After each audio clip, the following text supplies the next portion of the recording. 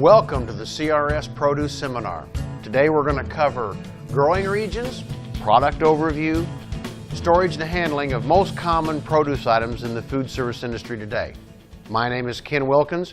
I'm the produce specialist here at CRS. First, we'd like to cover the ebb and flow of produce. Everyone says they got a product, they love it, they want to keep it, just like it is. Unfortunately, in the produce world, it does not work. Produce moves from growing region to growing region. An example, lettuces. They move from Salinas Valley, which we prefer to get it. We get great lettuce there. And then it goes at the end of the season in the fall, it moves to El Central, Huron area.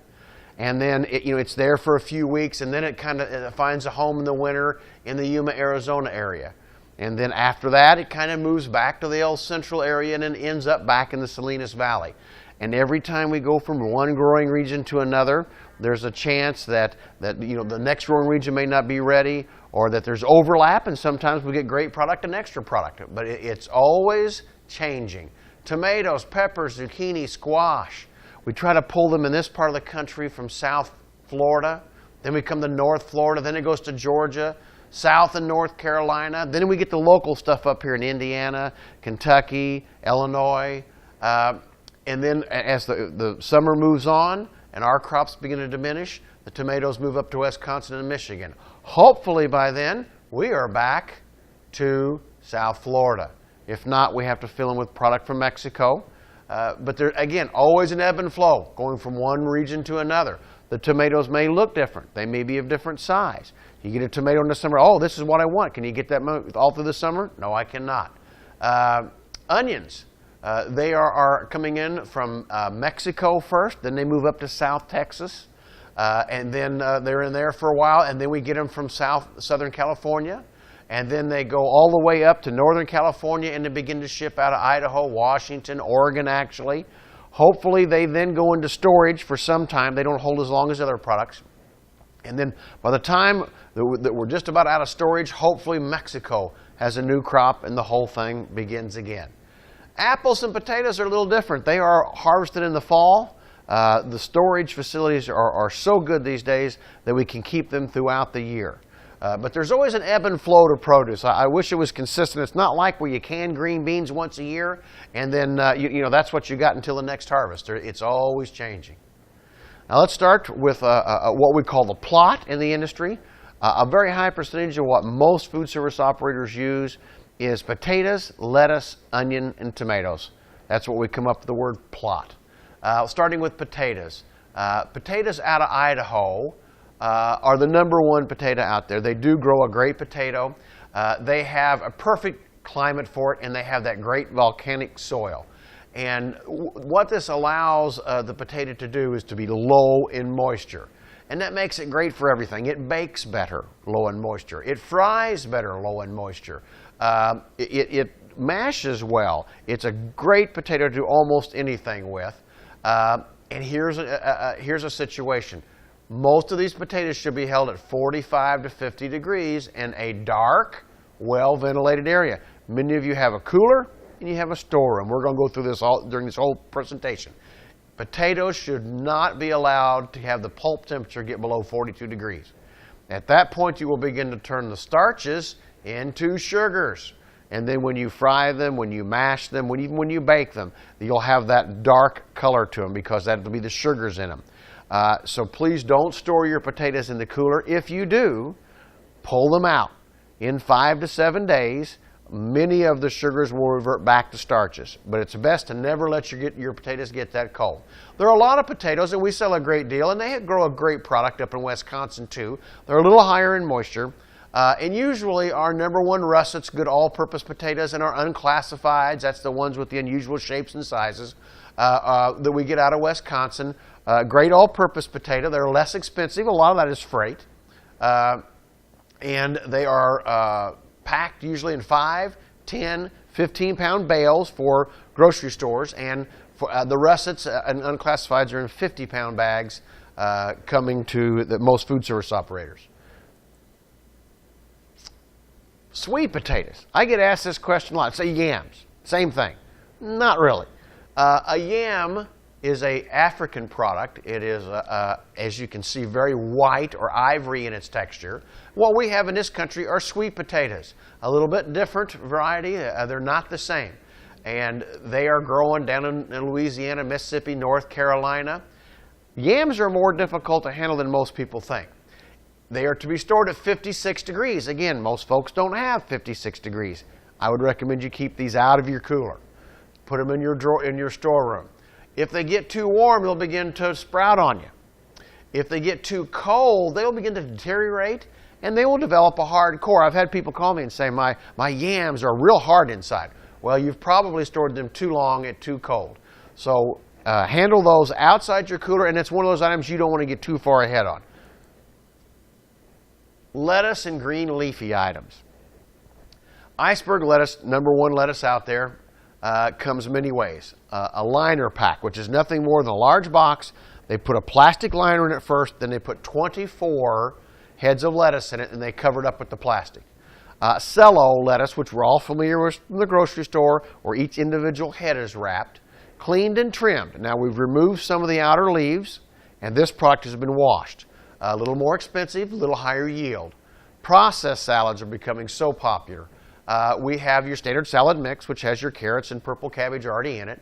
You have straight chopped lettuce in case you want to buy your own things and add to it, especially like spring mix or spinach. Chopped with color separate. That's where you get the chopped lettuce, little bags of carrots and purple cabbage in it.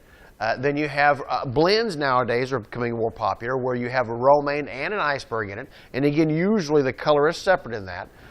And then we're having a lot more of just shredded lettuces sold out there. Tacos, a lot of people use shredded lettuce today for a salad bar. I think it's a lot easier to eat in the shredded form than it is a chopped form. Romaine lettuce, primarily, again, that liner pack, one large box, plastic liner, keeps some of the air off of it in both my cooler and yours. Chopped, and again, shredded romaine becoming very popular. Again, as opposed to chopped, it's easier to fork. So we have a lot of people using that shredded romaine. Green leaf lettuce, we probably get that in 2 primary ways. We get a liner pack and green leaf fillets. A green leaf fillet is where they have washed the leaves on the stalk of green leaf lettuce and broken it. You can take it out of the box, put it on a sandwich. It's washed and ready to go. Nice product. We got baby spinach, which is probably in a 4-pound box, the most common spinach we sell. We do have curly spinach. That's your 12, 10-inch. That's your little cello packs like you see at the grocery store. Spring mix, it's a blend of 7 to 10 baby lettuces. They're tender, they're colorful. A lot of people will add this product to some of this product and give it color and definition, and it certainly makes your lettuce feel like it's more upscale in its appearance. Also, it takes a lot less. This is packed in a 3-pound box, but by volume it's very large. It does not take a great deal of this to be added to, especially an iceberg or an iceberg romaine blend, to make it look very, very nice. All of these products, 34 degrees. We want to keep our processed lettuces very cool. All of our lettuce very cool. I got up here, it's hand like ice cream. People say, what do you mean hand like ice cream? You go into an operator during the lunch rush, and they open a couple bags of salad mix because they ran short on it, and they set it to the side because they're busy at rush. That really needs to go back into refrigeration. Would you take your ice cream and push it to the side and leave it for an hour and a half? No, we all know it would melt. You allow this product right here, especially this processed stuff, to get warm. Even if you roll it back up, put it back in a cooler, and all of a sudden it looks great for that afternoon or the next day. But then 2 days later, it's all deteriorated because once it got warm, you really reduced the shelf life on that product. Going on to onions. We have sweet yellow onions. What we used to call Spanish onions in the business, it is the workhorse of the industry. They are sweet and mild and crisp and an excellent all-purpose onion. Now, there are sweet onions out there. The Vidalia onion is a great product. It's down there in Georgia. It is very sweet. It has to be growing in a certain valley and within an area there to be considered a Vidalia. And for years, they had an onion that was much sweeter than what your standard yellow onion was. But as time has gone, the last 20 years or so, the consumer wants a sweeter onion, and most of your yellow onions today are sweeter. They're not as sweet as Vidalia's, but they are of a sweeter variety than they were 20 years ago, and they're excellent. Come in all different sizes. They come in your mediums. Your jumbo is your workhorse of the industry, colossals and super colossals. Red onions, a mild to a sweet flavor, a little hotter than the yellow onion. Used primarily on salads and on sandwiches because they're red. You get the definition of the color. Very pretty product. But if you cook this product, you begin to lose that red effect. It's not as attractive the way the red works out of it. So if you're going to caramelize or saute onions, you might think about avoiding the red onion and going back to a white or a yellow. A white onion.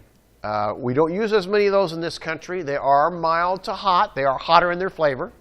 And although the Mexican restaurants in this country primarily use yellow onions, they are less expensive and they are mild and sweet, what our consumer wants. In Mexico, they prefer a white onion, hence a little hotter.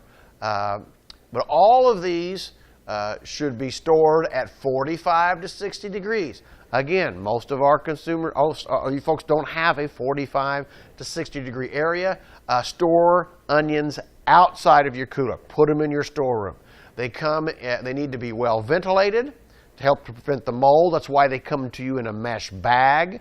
So leave them in that mesh bag. Every once in a while I will walk into an operation and I will see onions in a Lexan in a cooler. Now there's no ventilation and they're getting too cold. You will cause these things to mold. You'll actually alter that onion. You're better off leaving that onion in your storeroom. So let's go to tomatoes, the last item in plot. Our CRS labeled tomato is a unique product. It is a vine ripened product. And that means that the ripening process was allowed to begin on the vine. There are products out there that are gas green tomatoes. They're like a banana. They're ripened with ethylene gas, and we'll get into that later. They are sorted for size, ripeness, and defects, and they are washed in a mild chlorinated bath. We're trying to keep the bacterial level down. The reason why? Field packed tomatoes. That's what a lot of people are using out there. Now that is packed in the field. And in most cases, you imagine this vehicle going down the middle of the field and it's got these arms out on a conveyor belt. They're picking tomatoes. It's going up. They put 25 pounds in a box, put a lid on it, and except for the random inspection, which I and inspectors do of their product, you're the first person to see it. You will have a tendency to have random sizes in there, some a little larger, some a little smaller. You'll have a tendency to have what we call checkerboarding, some that are still toward the green side, some may be too ripe. You're the next person in. They are usually a little less expensive that way, but that's a field pack. Also, you get the dirt and things out of the field. You get the last people have handled them. They've not been washed since. That's why we recommend food service operations do that CRS label. You have a better sized, a better yield, and a more sanitary product. All shipped in 25-pound boxes. There are layer packed tomatoes where you get 2 layers in a box, and they are 20 pounds. That was the workhorse of the industry 30 years ago. Now it is a very nice product, but it is used less and less often. It is more expensive just by the way it is packed. Roma tomatoes. You see the Roma tomato here, and if you'll look, they're higher in tomatoes. So look how little of moisture is in aroma. This is the tomato that is canned to make ketchup and tomato sauce and used for whole ground tomatoes. It is a very nice product in that it is high in those tomato solids. It is also packed in a 25-pound bulk. You'll see a lot of operators take it because it is a smaller product and slice it across and put it on top of a salad. We all know a big chain out there that does that and serves a lot of salad. It makes a very nice presentation. Cherry tomatoes, we're selling fewer and fewer of these all the time. They're still out there. They're great cut into half for salads, kebabs, appetizers are cut in half and filled, but they're becoming less used all the time because of this product. The grape tomatoes, they are sweeter. They are higher in Brix, which is the natural sugar, so they're a sweeter product. They are bite-sized. Everybody these days loves products that you don't have to take a knife to before you eat it. Again, going back to add that with your shredded lettuce, and people have to do very little work to eat their salad. and they are good for all your different salads. Also, much like the cherry tomatoes, are almost always packed in 12 pint-size clamshells. So that's plot. That's a lot of what everybody uses, those items right there. Let's go on to broccoli. Broccoli has really become a very popular item. It has been around since the Roman days. It was always popular in Italy. But when the immigrants started to become in the 1920s, they brought broccoli with them. But here in the last 20, 30 years, we've really cultivated it. It has really become integrated into almost everybody's menu. It is extremely nutritious. It's low in calories. That's people, for health reasons, love this product. It's extremely versatile. People use it raw, dip it into ranch dip. They will take it and use it as a side dish. You can just steam it, put a little seasoning on it. It is added with other ingredients. Broccoli goes into most all of your vegetable medleys. And it's used in dishes like broccoli, chicken, and other entrees. So it's used as an ingredient as well as a side. It's most commonly sold as florets these days, and the reason for that is we have a floret here. As you can see, these are basically ready to go. Then you have an Asian crown. Asian crown is this. There's very little, it may need to be cut a bit, but there's very little stem on it. Then we have crowns. Now this is a crown. As you can see, there's probably going to be some of that stem removed before you actually serve it. And then you have the whole, which is, again, it's probably going to be removed here. What do we do with this product? Most operators throw that away. Why pay to have this product right here shipped at today's cost from California to your plate when you can buy this product ready to go? We sell florets in two primary ways: an 18-pound bulk ice cap. You're going to have to wash this product. We also have it in a 4 3-pound, and it is washed. And I would wash it again, but it is ready to open the bag and use. So broccoli becoming very popular for its nutritional value, and it's used so many different ways. Cucumbers. Cucumbers are a member, believe it or not, of the melon family. If you've ever had a bite of watermelon and it gets a little too close to the rind, it has that similar taste of a cucumber. In its appearance is much like squash. It's commercially divided into two different types of cucumbers. There's the slicing cucumber, which we put on salads and we mix with other things. And then there's the small pickling cucumbers. It's processed into pickles. Obviously, they're very small compared to what we use for slicing tomatoes. And really making a move in the market now is the seedless or burpless cucumbers. It is thought that the skins and or the seeds of your regular cucumbers like this give people gas. So we get the thinner skin here, we get it seedless here, and they're really making a move in the industry, and they're very pretty on top of your salads. Again, this is an item that should be stored at 45 to 50 degrees. Most folks don't have a cooler at that temperature. Again, we have our cooler at 38 degrees in our storeroom. This one I would recommend you take into your cooler. They are very delicate, more delicate than most people think. Do not wash these or handle these until you're ready to serve them. But the cucumbers are making a move. Bananas. Everybody loves bananas. Bananas are all shipped from Central America. We get them from Costa Rica, Panama, Colombia, Honduras, Guatemala, Ecuador. And the Cavendish is the most common banana that we all see out there. There are a number of other varieties, but the Cavendish is, when you say banana, that's what everyone thinks of. All bananas are picked and shipped green, as you see over here. They grow in rings like that's an actual banana tree. And then they are gassed with ethylene gas to ripen. In other words, they have not even begun the ripening process before they're picked and shipped to the United States.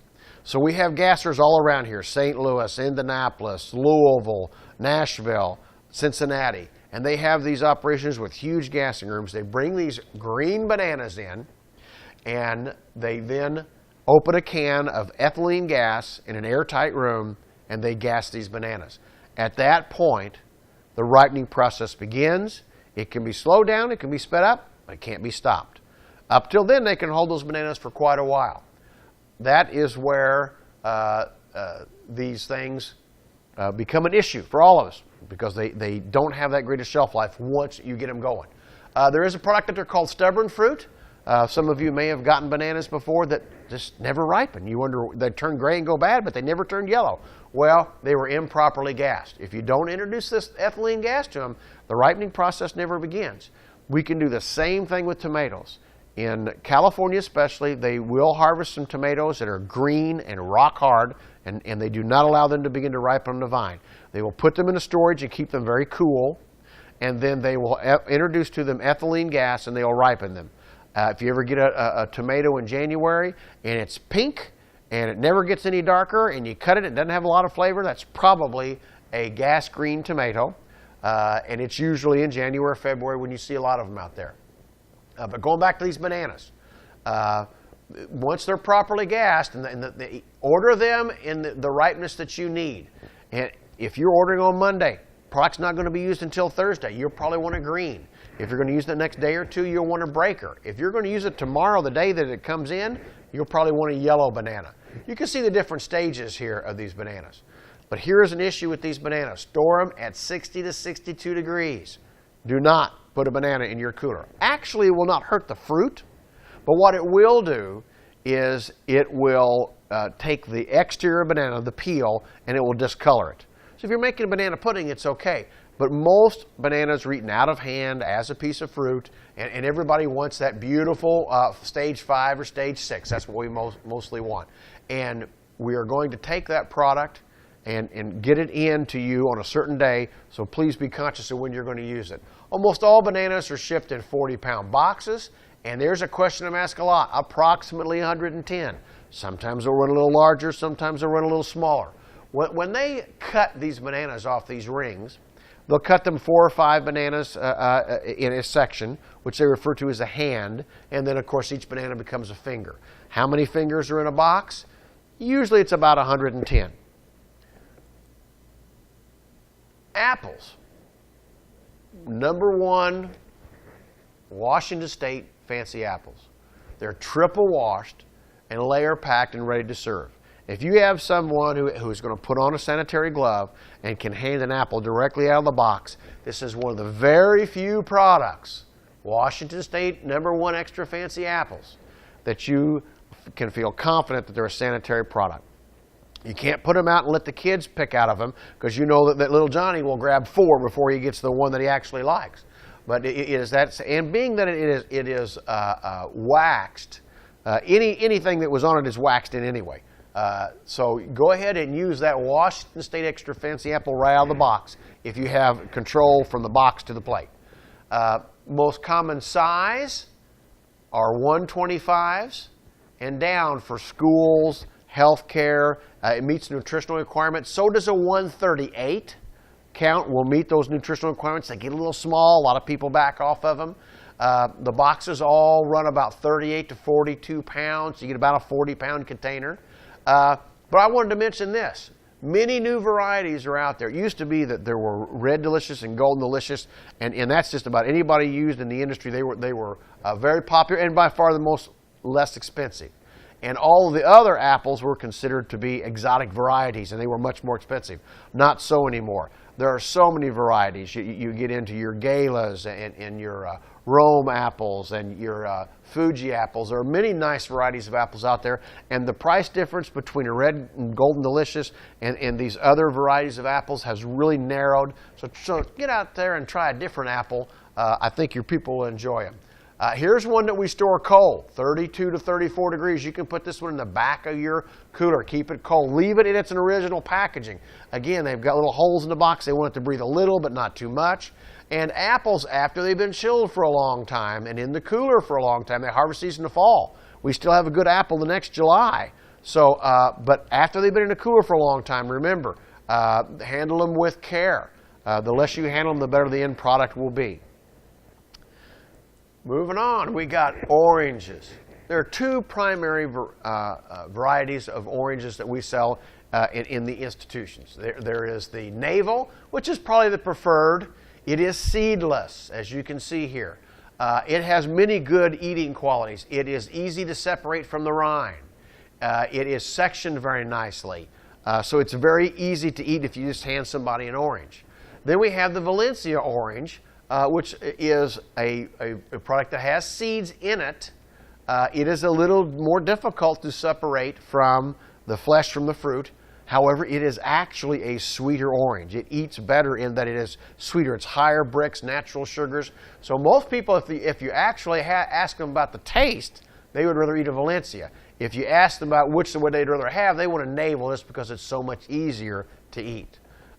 Store them at 45 to 48 degrees. Again, most people don't have those storage areas available to them.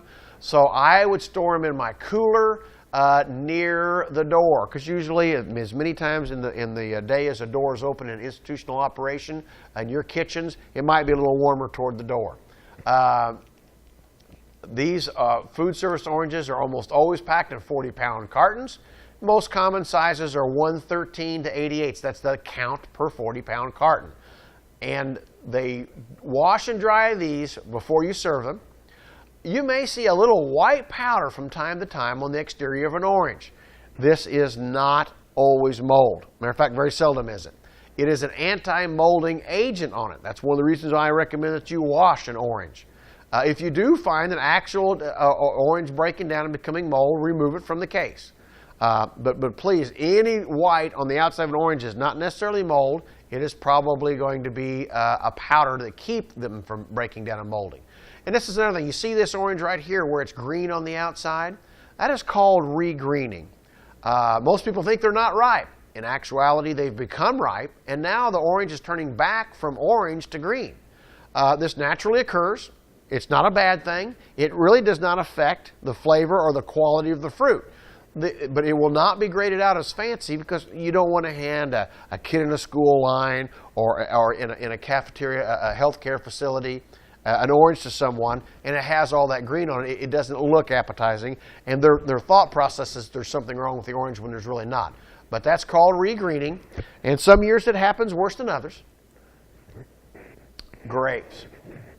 A lot more grapes consumed these days. A very sweet product, and all these kids are looking for sweet stuff to eat today. Most common varieties of the whites are Thompsons, which we're all familiar with, and Pirouettes. We also see some Sugar Ones out there these days. A lot of red grapes or Flames and Rubies. There are a lot of other varieties. These are very common ones that we see institutionally. Again, where are we going to store them? At 45 to 50 degrees. For those of you who don't have those storage facilities, and few do, store them in your cooler near your door. I say 18 to 16-pound cartons. I'm seeing more and more 19s these days. So there's a variation in the way they're packed. There's also a product in there called Lunch Bunch grapes. And what this is, when they originally go through in the vineyard and pick out all of the grapes, they would pick all the nice big bunches of grapes, and there'd be these little bitty ones left. And someone would come up with the idea, well, that's a great individual portion size. So they started to pick those out as an afterthought, put them in a box, and sold them out as individually portioned. They have become so popular that we now are taking larger bunches of grapes and cutting them into smaller sections so they're pre-portioned for folks. And that's where you get the term lunch bunch. Hopefully one bunch is pre-portions for you. Washed and dry grapes before you serve them. Actually, a grape will eat better when it's served chilled. It brings out that sweetness in it. And grapes, again, are more delicate than most people think, especially where the stem meets the fruit. So handle them very carefully and do not do anything with them until you're actually ready to serve them. Seasonal items. We're into August and September now. Soft fruits are plentiful out of California. They are inexpensive at this time of year. They are tasty. They are not in for that long. But peaches, plums, apricots, pluots. Everybody familiar with pluots? They're making a big move these days. That pluot is a apricot and plum cross. It's about 80% apricot and 30% plum. They're very sweet. It's one of those few things that when you cross them, it actually ends up better, most people believe, than the two parent fruits. It is sweet, it's easy to eat through the thin skin. It's really a nice product, and the kids are loving them. A lot of because of the brownish texture on the outside, they're often menued as dinosaur eggs in schools today for the kids. Nectarines, blueberries, honeydews, cantaloupes, all these products are coming out of California in fall. It's a good time to menu that. For those of you who, and we're all on a budget these days, you're going to find yourself in January and in February selling bananas and apples and maybe some grapes because they're inexpensive and they're readily available. So in the fall, when these products come out, please take advantage of them. We've got a product, these will last till about up to Thanksgiving and then they begin to go away. There is a product out there today called Holiday Grapes that's a seasonal item. It is actually a globe grape that is now seedless. And it's very large, very sweet. It's kind of a reddish grape. And you can keep it all the way up to Christmas break, maybe even New Year's. It is a late maturing crop, and they're very popular. You see them now in the grocery stores all the time in the holiday season. Whereas it used to be globes, people don't want product with seeds in it. They've now gone to what they call a holiday grape. Late November, December, we're getting into the Florida citrus as opposed to a lot of the California citrus. That's when we start talking about clementines, tangerines, tangelos. And these clementines have become very popular. They're advertised often as cuties. And what this is, it's a mandarin orange that has been made seedless. Back around the turn of the century in Algeria at an orphanage, Father Clement came up with the cross and came up with a seedless mandarin orange, and thus the term clementines from Father Clemens. And it has all of the qualities that we mentioned earlier with oranges that people like for an out-of-hand eating fruit. It is easy to separate from the flesh from the rind. It is sectioned well. It's got that sweet, tangy thing going on. It is seedless. They often run small, so it's not an overwhelming sized piece of fruit. So clementine's very popular. Still shipping some tangerines and tangelos out of there, and there are many other varieties. These are the ones that we most commonly see. January. Weather always plays a factor in produce. And in January is when we get these Florida freezes. We've had a couple of good years, and about 3 or 4 years ago we had a real bad year. You know, we mentioned earlier in the way that there's an ebb and flow to things. If we have a freeze in January, we're going to have crop losses, and it affects the citrus and strawberries, tomatoes, peppers, zucchini, yellow squash. And when this happens, then we have to ship our product out of Mexico. Hopefully Mexico has plenty of product. Hopefully they have it ready and mature, ready to go. A few years ago, we froze out in Florida. And this product comes from just across the border. And if you remember, we had a Super Bowl and they were shoveling snow off the top of the new stadium down there in Dallas. That same freeze got down into Mexico and it froze their product. And all of a sudden we had $60 boxes of tomatoes. And we had $40 boxes of green peppers and $50 boxes of zucchini. And people just didn't use them. But that's that fact that where we normally pull them out of Florida, that's where that freeze factor comes in. So we not only got frozen out in the Florida region, that freeze went deep enough into Mexico that it wiped out the crop that we usually move to during that time. Imported fruits, they are getting much better at this. It used to be that once you got into January and February, that was it for all of your peaches, plums, nectarines, pluots, and all that. What you did get out of Chile were grapes. You would get cantaloupes and honeydews. They do a pretty good job out of Honduras and Ecuador on those two products. Now you're beginning to see in this country more and more of these products, peaches, plums, apricots, pluots, nectarines, blueberries, coming out of Chile, Peru, South America. Their seasons are opposite there, so they're in their fall when we're in our spring. These products are getting much better. They are a little more expensive. Obviously, you've had to freight them a long way. They are products that often don't hold all that long, so in that shipping, we've also lost shelf life. But you're going to see more of those these days. So that's your seasonal fruit. Now let's talk about storage, how we're going to hold these items and what we're going to do to maintain the quality of your produce. The cold chain. Can't tell you how important the cold chain is. Maintaining the cold chain is very important. It should be placed in refrigerator as quickly as possible after the delivery. Spent many years in the back of the house and food preparation. I know how it is. You're busy on the line. Delivery man comes in. He wheels your product in. You sign the ticket. You're busy, and it's 11:30, and you're not going to be slowing down until 1:30. And then you go back and put your product away. Well, I would recommend that you take just a second. I know you're busy. Run back and grab the processed lettuces. Those products that are, it's very critical that they remain cold. And get them, at least have them wheel them in the cooler. Ask the driver if he'll wheel them into the cooler. We work very hard here to maintain the proper storage temperatures. As you can see, this is your cooler, and we got things toward the front and the back. We stack these things up, and here we receive our product. The truck opens the back door when he bumps up to my dock, and they hand us a thermometer that is digital, and it shows us from the time that driver backed up to someplace in California what the temperature of his truck was. And you can see that every time he stops 4 or 5 times maybe before his semi's full. And then the next thing he does, he comes to the next stop he makes is in Owensboro, Kentucky at our dock. We can see every time the door opens, the temperature goes up 2 or 3 degrees. Every time he closes the door, it goes back down. And then we can see that nice constant temperature that he has when he drives across country to come to our warehouse. When he backs up to the dock at our place, he opens the door. We have a state-of-the-art facility where the dock is refrigerated. We're usually in the higher 40 degrees, 48 degrees or so. So as we're receiving this product and inspecting this product, it never leaves the cold chain. Then we store them in our coolers in the appropriate storage temperature.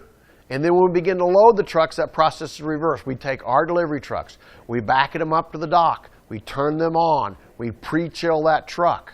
When we stage the orders to put them on the truck, they come back onto a refrigerated dock. It wasn't that many years ago when it got to be 100 degrees outside, a dock was 120 degrees, and it's what you loaded and unloaded on. Not anymore. Today, when that truck door opens and comes back to most folks' docks, it is a temperature-controlled environment.